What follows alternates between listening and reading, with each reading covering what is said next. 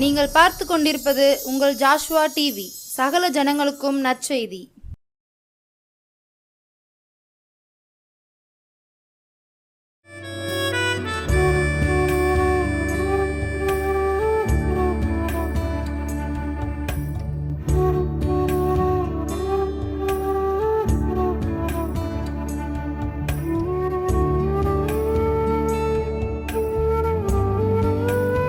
கிறிஸ்துவுக்குள் பிரியமான நம்முடைய ஜேஎஸ்ஓடி நேயர்கள் அனைவருக்கும் இயேசு கிறிஸ்து நாமத்தினால் இந்த ஞாயிற்றுக்கிழமை உங்களை பார்ப்பதில் மிகுந்த சந்தோஷம்.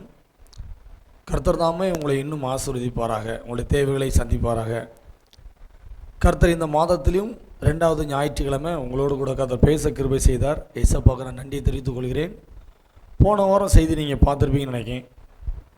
உங்களை வெட்கப்பட விட மாட்டார் என்று சொல்லி அழகான ஒரு செய்தியை கர்த்தர் கேட்க கிருபை செய்தார். எந்த சூழ்நிலையிலும் எந்த காரியத்திலும் இயேசு கிறிஸ்து உங்களையும் என்னையும் கைவிடவே மாட்டார். எந்த மனிதன் முன்னாடியும் கண்ணீர் வடிக்க விட மாட்டார். ஏனென்று சொன்னால் உங்களையும் என்னையும் மலைத்தவர் சர்வ வல்லமை உள்ள தேவனாக இருக்கிறார். அதனால் உங்களை எந்த சூழ்நிலையிலும் அவர் வெட்கப்பட விடவே மாட்டார். சரி, இந்த நாட்களிலும் இந்த 6வது மாதத்தில் 2வது வாரம் உங்களை கர்த்தர் பார்க்க கிருபை செய்தார். இந்த ஜேஎஸ்ஓடியின் மூலமாய் ஏசப்பாக நான் நன்றி இதனை தெரிவித்துக் கொள்கிறேன். பலவிதமான நெருக்கங்கள், பலவிதமான தேவைகள், பலவிதமான காரியங்கள் இருந்தாலும் எல்லாவித சூழ்நிலைகளிலும் கர்த்தர் ஊழியத்தை சிறப்பாக நடத்தி கொண்டு வருகிறார். நான் சொல்வதில் மிகுந்த சந்தோஷப்படுகிறேன். ஒவ்வொரு வாரமும் ஒவ்வொரு நாட்களும் கர்த்தர் எங்களுக்கென்று சொல்லி ஊழியத்தை தருகிறார். அந்த ஊழியத்தை சிறப்பாய் செய்து முடிப்பதற்கு கர்த்தர் கிருபை செய்கிறார். ஏசப்பாக நான் நன்றி சொல்கிறேன். இந்த வாரத்திலும் நம்முடைய ஜேஎஸ்ஓடியோடு கூட இணைந்து ஒவ்வொரு வாரமும் நம்முடைய ஜேஎஸ்ஓ டிவியில் ஞாயிற்றுக்கிழமை மாலை 7 மணிக்கு நல்லூர் கிதியோனின் அப்போஸ்தலர் ஊழியங்கள் மூலமாய் வழங்கப்படுகின்ற உருவாக்கும் நேரம் இந்த நிகழ்ச்சியானது ஆரம்பிக்கப்பட்டு பல வருடங்கள், குறிப்பாக என்னை அநேக காரியங்களில் உருவாக்கியிருக்கு. கர்த்தர் என்னை நிறைய காரியங்களை உருவாக்கியிருக்கிறார். இன்னும் என்னை உருவாக்குவார். இந்த செய்தியை கேட்கிற, பேசுகின்ற, ஜெபிக்கின்ற உங்களையும் கர்த்தர் உருவாக்கி கொண்டே இருப்பார். அதனால் நீங்கள் தொடர்ந்து நீங்கள் என்ன செய்யுங்க, செய்திகளை நீங்கள் கேளுங்க. கர்த்தர் உங்களோடு கூட பேசுவார், உங்களை உருவாக்குவார். அதுக்கப்புறம் எப்பவும் சொல்லுற மாதிரி இந்த செய்தியை கேட்கிற உங்களை கர்த்தர் ஆசீர்வதிப்பாராக, உங்களுடைய தேவைகளை கர்த்தர் சந்திப்பாராக, உங்களுடைய எல்லா விதமான நன்மையான நினைவுகளை கர்த்தர் தருவாராக. அவங்க தொடர்ந்து நீங்கள் எங்களுக்காக ஜோம் பண்ணிக்கோங்க, எங்களுடைய ஊழியங்களுக்காக ஜோம் பண்ணிக்கோங்க, ஜேஎஸ்ஓ டிவிக்காக ஜோம் பண்ணிக்கொள்ளுங்கள். உங்களுடைய ஒவ்வொரு தனிப்பட்ட ஜபத்திலையும், உங்களுடைய குடும்ப ஜபங்களிலும் எங்களை நீங்கள் நினைத்து கொள்ளுங்கள். ஏனென்று சொன்னால் ஊழியம் என்பது சாதாரணமான காரியம் அல்ல, உங்களுக்கு தெரியும் நினைக்கிறேன். அதனால் ஊழியம் என்பது சாதாரணமாக பண்ண முடியாது. அதனால் நம்முடைய ஜேஎஸ்ஓ டிவிக்காக அதனோட ஜோம் பண்ணிக்கோங்க, எங்கள் ஊழியத்துக்காக ஜோம் பண்ணிக்கோங்க. கர்த்தர் இன்னும் எங்களை ஆசீர்வதிக்கட்டும். பல லட்சம் குடும்பங்களுக்கு எங்களை பிரயோஜனமாய் கர்த்தர் மாற்றுகிறார். சரி, இந்த நல்ல நாட்களிலும் நம்ம செய்தியை கேட்போம்.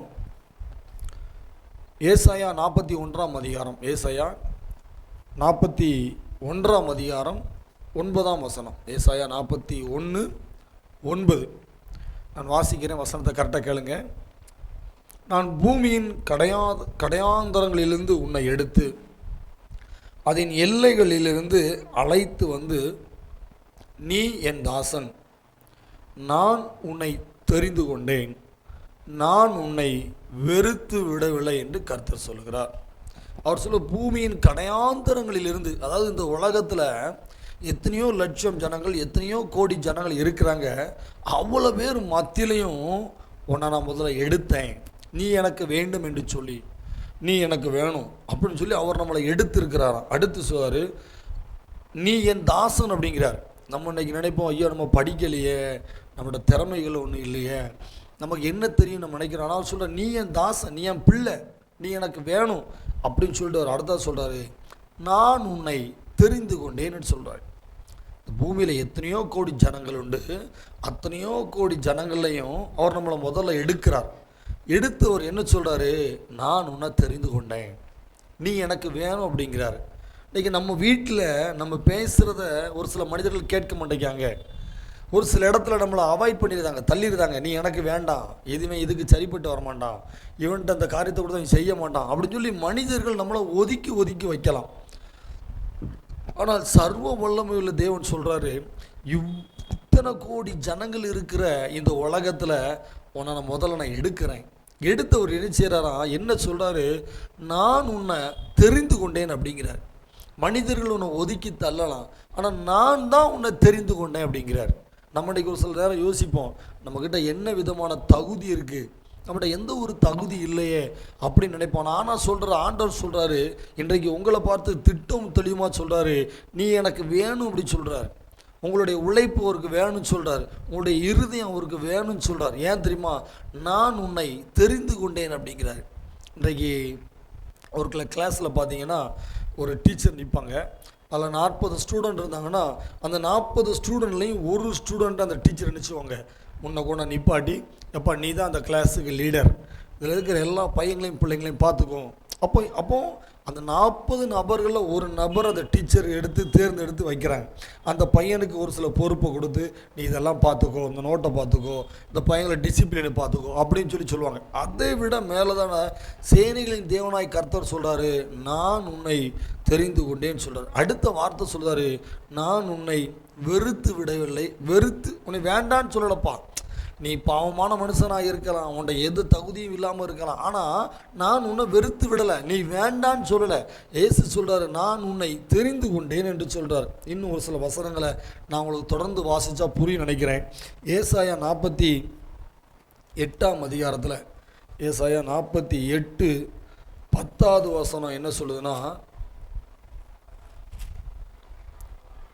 இதோ உன்னை புடமிட்டேன், ஆனாலும் வெள்ளியை போலல்ல, உபத்திரவத்தின் குகையிலே உன்னை தெரிந்து கொண்டேன்.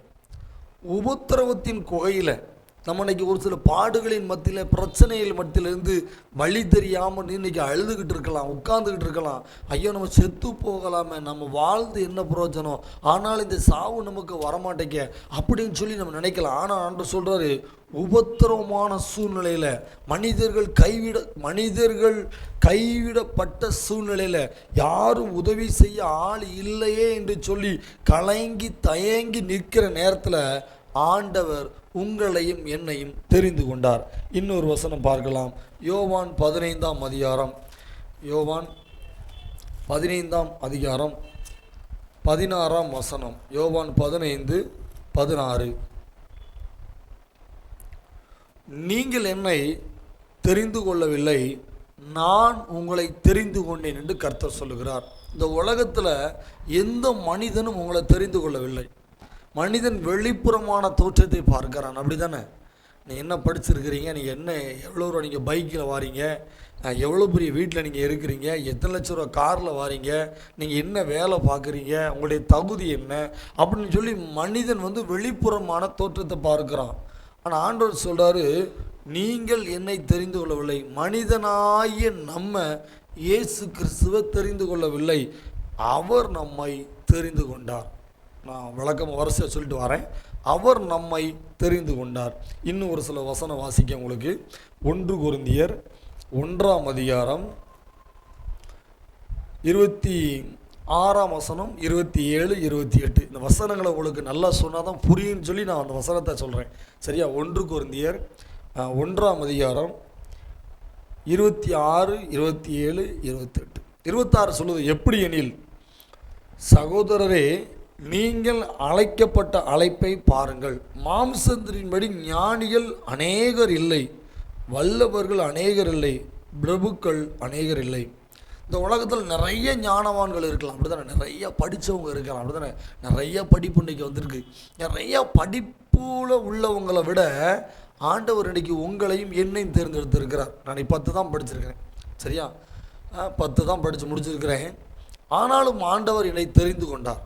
இந்த ஊழியம் செய்வதற்காக, இந்த டிவி நிகழ்ச்சியில் பேசுவதற்காக, பல இடங்களில், பல கிராமங்களில், ஆலயங்களில், சபைகளில் பேசும்படியாக என்னை தெரிந்து கொண்டார். அடுத்த வசனம் சொல்லுது, ஞானிகளை வெட்கப்படுத்தும்படி தேவன் உலகத்தில் பைத்தியமானவைகளை தெரிந்து கொண்டார்.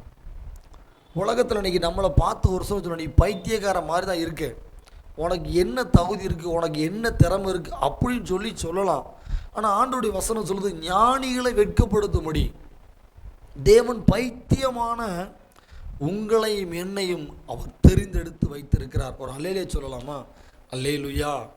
இன்றைக்கி நம்ம யோசிக்கிறோம், நம்ம என்ன அவ்வளோ பெரிய ஆளா, நம்ம ரொம்ப படிச்சிருக்கோமா, என்ன படிச்சிருக்கோம், நம்மகிட்ட என்ன வசதி இருக்குது, ஆனாலும் ஆண்டவர் ஏதோ ஒரு காரியத்தில் நம்மளை ஒரு ஊழியம் செய்வதற்காகவோ, ஜெபிப்பதற்காகவோ, ஆலயம் செல்வதற்காகவோ, சபைக்கு போவதற்காகவோ, ஆவிக்குரிய வாழ்க்கையில் வளர்வதற்காகவோ, ஏதோ ஒரு மனிதருக்காக, குடும்பத்திற்காக ஜெபிப்பதற்காகவோ உங்களுக்குள்ள ஆண்டவர் ஒரு ஆவியை ஊற்றிக்கிட்டே இருக்கிறார். அது ஏன் அப்படின்னு சொன்னால், உலகத்தில் நிறைய ஞானவான்கள் இருக்கலாம் சரியா, நிறைய பரிசுத்தவான்கள் இருக்கலாம் சரியா, நிறைய உங்களோட படித்தவங்க நிறைய பேர் இருக்கலாம். ஆனால் அவர்களை விட கர்த்தர் உங்களையும் என்னையும் தேர்ந்தெடுத்து வைத்திருக்கிறார்.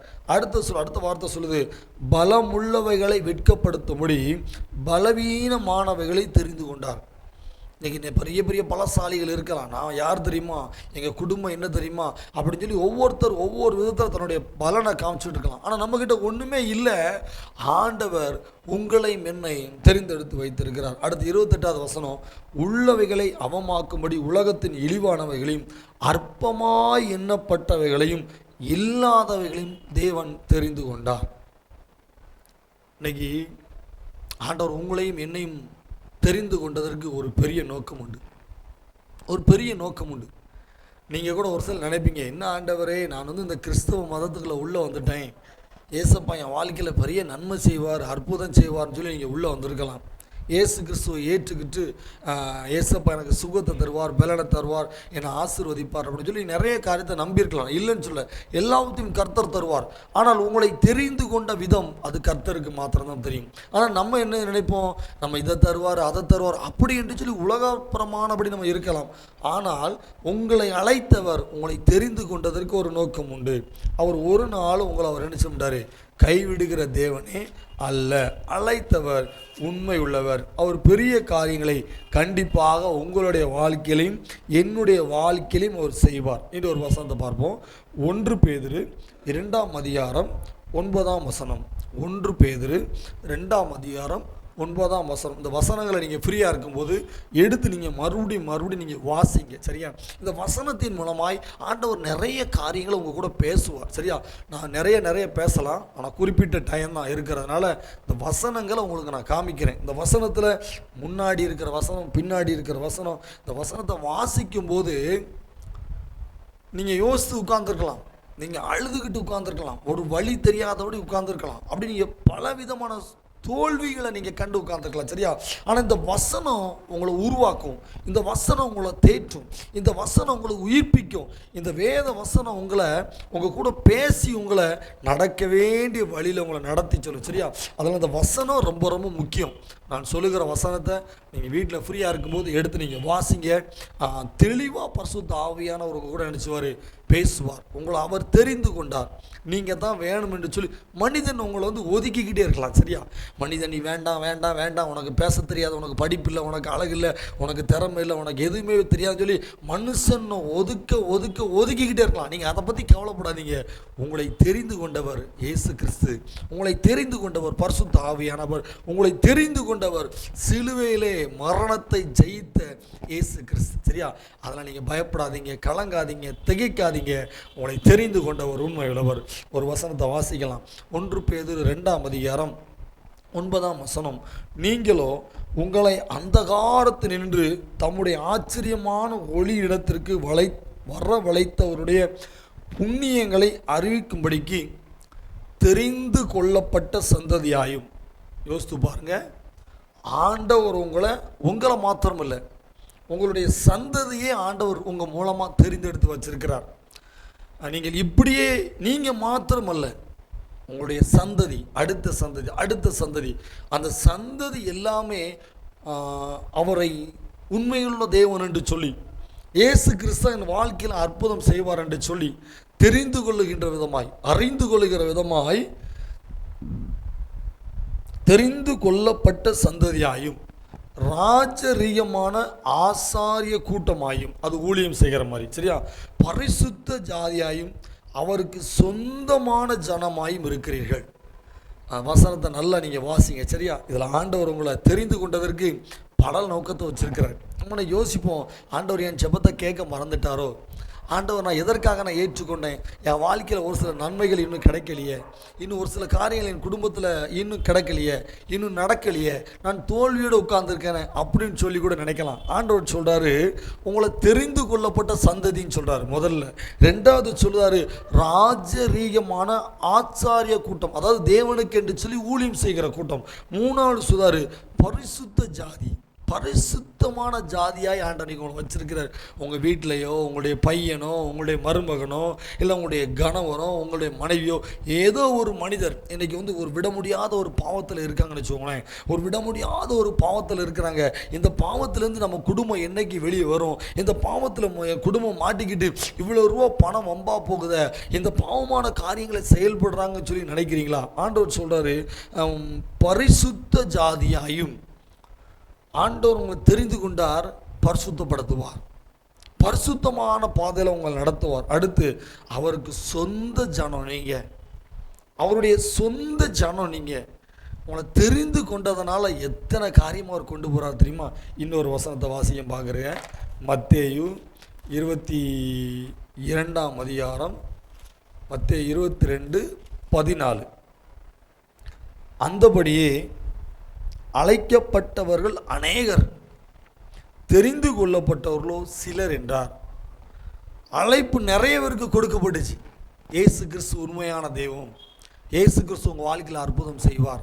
இயேசு உங்களுடைய வாழ்க்கையில் நன்மையை தருவார். இயேசு உங்களுடைய குழந்தைகளை ஆசீர்வதிப்பார். இயேசு உங்களுக்கு சுகம் கொடுப்பார். இப்படின்னு சொல்லி நிறைய காரியங்களுக்கு அழைக்கப்பட்டது, நிறைய பேருக்கு கொடுக்கப்பட்டுச்சு, நிறைய பேருக்கு சொல்லப்பட்டுச்சு, நிறைய பேருக்கு இந்த வார்த்தைகள் போய் சேர்ந்தது.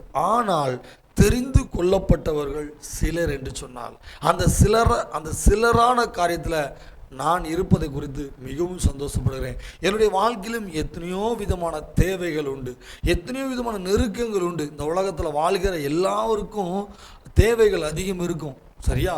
ஆனால் எல்லா விதமான சூழ்நிலையிலும் எல்லா விதமான நோக்கத்தில் நான் கேட்பேன், ஏசப்பா நான் எப்படி ஒரு பாவமான வாழ்க்கையில் நான் இருந்தேன், நான் என்னுடைய வாலிப நாட்கள் நான் இருந்தேன், ஆனால் இவ்வளவு காரியத்திலேருந்து என்னை மீட்டு எடுத்து கொண்டாந்து நீங்கள் கொண்டாண்டீங்க ஏசப்பா.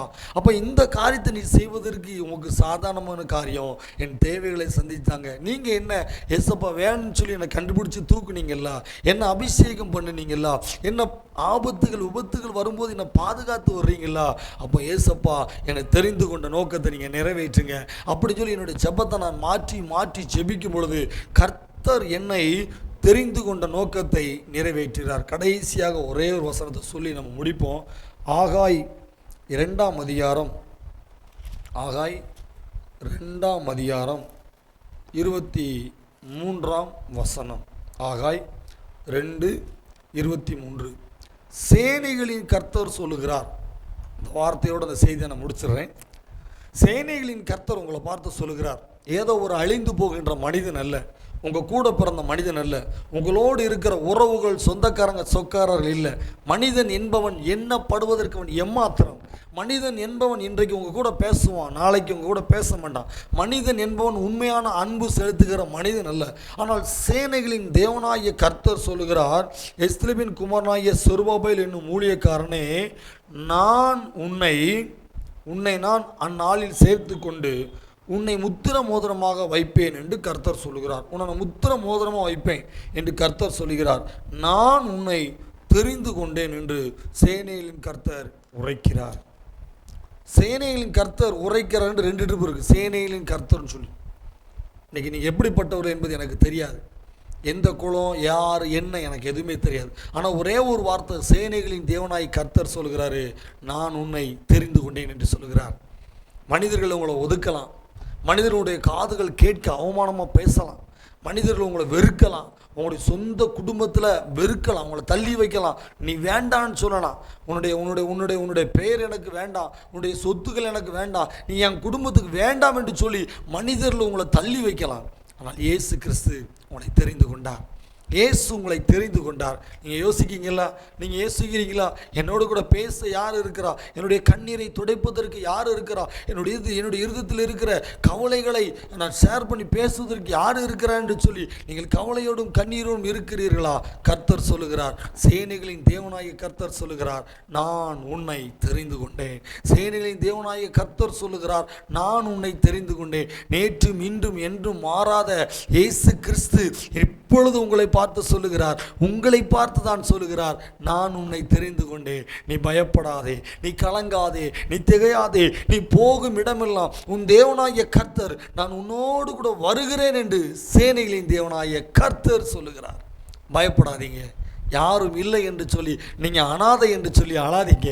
யாருமே இல்லை, என் கூட பேச யாருமே இல்லை, என்னை விட்டுட்டு போயிட்டாங்க, என்னை நலம் விசாரிக்க யாரும் இல்லை, எனக்கு உதவி செய்ய யாரும் இல்லை, என் குடும்பத்திற்கு உதவி செய்ய யாரும் இல்லை என்று சொல்லி நீங்கள் அழுது கொண்டு இருக்கிறீர்களா? ஐயோ, என்னோடு கூட பேசுவதற்கு யாரும் இல்லை என்று சொல்கிறார். சேனைகளின் கர்த்தர் சொல்கிறார், நான் உன்னை தெரிந்து கொண்டேன் என்று சொல்லுகிறார். தெரிந்து கொண்டவர் உண்மை உள்ளவர். தெரிந்து கொண்டவர் உங்களை ஒரு நாளும் கைவிட மாட்டார். நிறைய சாட்சி இருக்குது. என்னுடைய இப்போது ஒரு மாதம் வாழ்க்கையில், இந்த 5வது மாதம் என் வாழ்க்கையில் அவ்வளோ அற்புதம் ஆண்டவர் செஞ்சுருக்கிறார்.